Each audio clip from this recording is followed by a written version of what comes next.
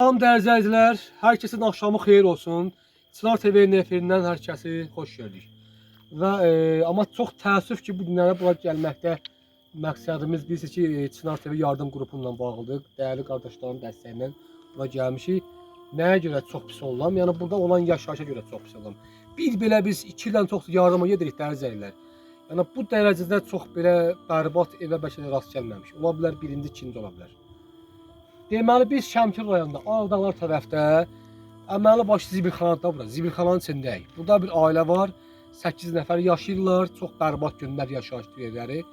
Yəni bir krişadan, bir şiferdən, bir daxma, bir evdə belə deyək. Yəni buradakı çaqqal, yanımızı doldu. Yəni çox təəssüf verirəm ki, indiki bu zamanda müasir dövrdə belə təəssüf ki, belə bir ailələr var. Yəni sosial yardımda almırlar.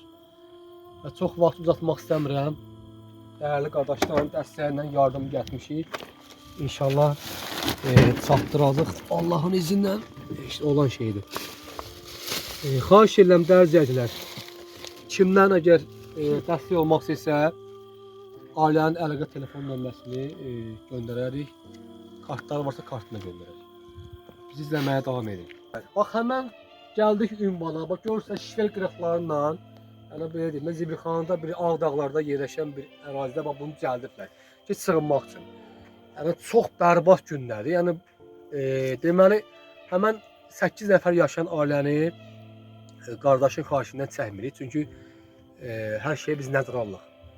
Amma sizə evi göstərəcəm. Operatordan xahiş edirəm yavaş-yavaş.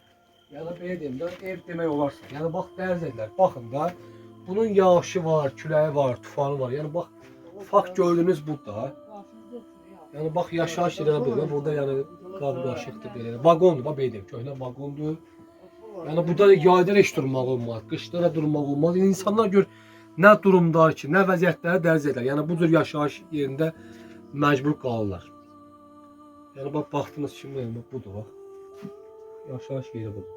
Vaqon, köhnə vaqondur. 8 nəfər burada uşaqlı ailə yaşayır, dərz edilər. Hər kəsdən xahiş edirəm, ailənin əlaqə nömrəsini yerləşdirəcəm. WhatsApplar da var. İnşallah kimlə kömək eləmək istəyirsə, düzündə özlərini görmədiniz, amma yayın ki, şəraitə baxanda yəni biz də məlumdur, yəni hər şey göz qabağında ki, həqiqətən bu insanlara dəstək düşür. Yəni çox bərbad günlər, həqiqətən adıma çox pis təsir edir.